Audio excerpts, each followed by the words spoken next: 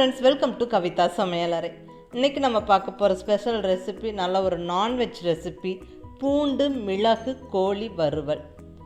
நல்ல சிக்கனில் நிறைய பூண்டு கார்லிக்கும் மிளகுத்தூளும் சேர்த்து சூப்பராக சிக்கன் வறுவல் செஞ்செடுக்க போகிறோம். இது டேஸ்ட்டும் செம்மையாக இருக்கும், அதே சமயம் நல்ல மருத்துவ குணமும் நிறையா நிறைந்திருக்கு. நிறைய பூண்டு சேர்த்து கோழி வதக்குறோம். ஸோ அந்த பூண்டோட ஃப்ளேவர்லாம் இறங்கி ரொம்ப ஃப்ளேவர்ஃபுல்லாகவும் இருக்குங்க. ஸோ சூப்பரான நல்ல கிராமத்து ஸ்டைல் பூண்டு மிளகு கோழி வறுவல் எப்படி செய்கிறதுன்னு பார்க்கலாம் வாங்க.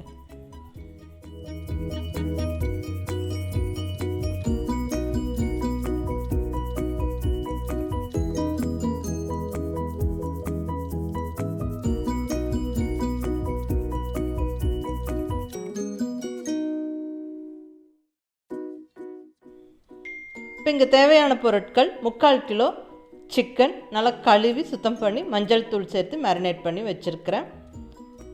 150 கிராம் சின்ன வெங்காயம் நல்லா தொளித்து சின்ன சின்ன பீசஸாக கட் பண்ணி வச்சுருக்கிறேன். 150 கிராம் அளவுக்கு பூண்டு கார்லிக் அதுவும் நல்லா தொளித்து சின்ன சின்ன பீசஸாக கட் பண்ணி வச்சுருக்கேன். ஸோ இதுதான் மெயின் இன்க்ரீடியண்ட்.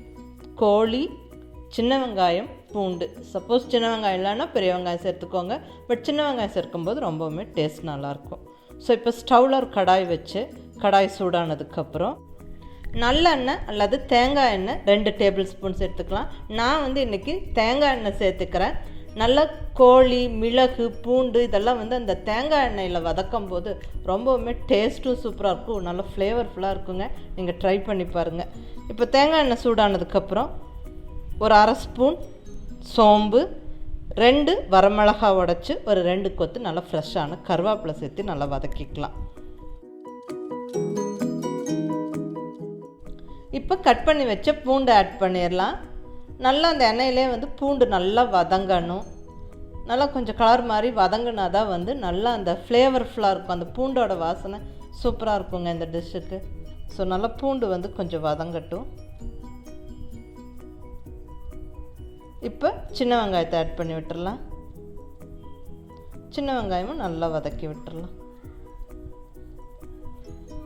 நல்லா கலர் மாதிரி நல்லா வதங்கணும்.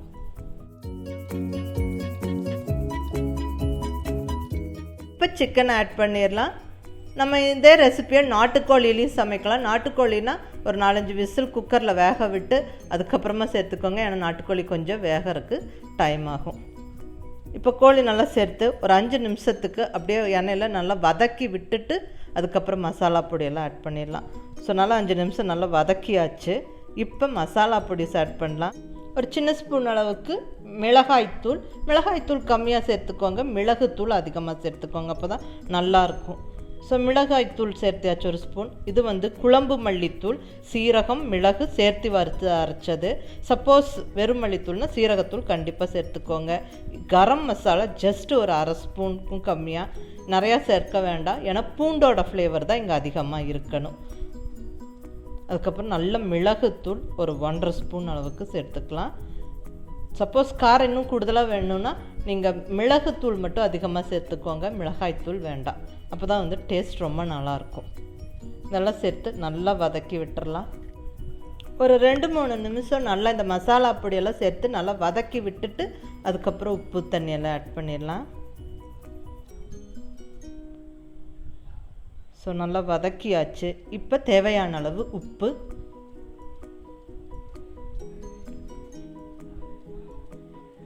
சேர்த்து நல்லா கலந்து விட்டுட்டு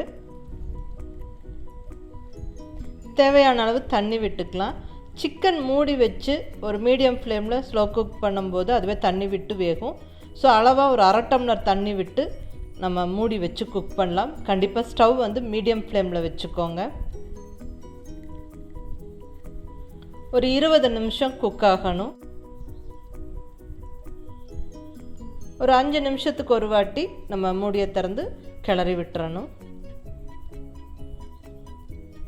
நல்லா கமகமன் வாசனையோட நல்லா அந்த பூண்டு மிளகு அந்த வாசனையோட சூப்பராக குக் ஆகுதுங்க. நல்லா இந்த தண்ணி கொஞ்சம் ட்ரை ஆகி சிக்கன் வெந்தோடனே நம்ம எடுத்துடலாம். இப்போ தண்ணி நல்லா ட்ரை ஆகிடுச்சு. இனி 2-3 நிமிஷம் அப்படியே ஓப்பனாக வச்சு நம்ம கிளறி எடுத்து ட்ரை ஆக்கி நம்ம பரிமாறிடலாம். ஸோ சூப்பரான நல்ல வாசனையான ரொம்ப டேஸ்டியான பூண்டு மிளகு கோழிக்கறி சூப்பராக ஜம்முன்னு ரெடி ஆகிடுச்சுங்க. பாருங்கள், நல்லா ட்ரை ஆகி எண்ணெயெல்லாம் நல்லா பிரிஞ்சு சூப்பராக பார்க்கவே அழகாக இருக்குது, நல்ல வாசனையாக இருக்குது, டேஸ்ட்டும் செமையாக இருக்குது.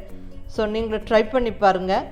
நல்ல ஒரு தக்காளி சாதம், குஸ்கா, இல்லை கீ ரைஸ், தேங்காய் பால் சாதம் இதெல்லாம் செய்யும்போது கூட இந்த ஒரு பூண்டு மிளகு கோழிக்கறியை வந்து சூப்பரான காம்பினேஷனாக இருக்கும். இல்லை வெறும் சாதத்துக்கூடவும் ரொம்ப சூப்பராக இருக்குங்க.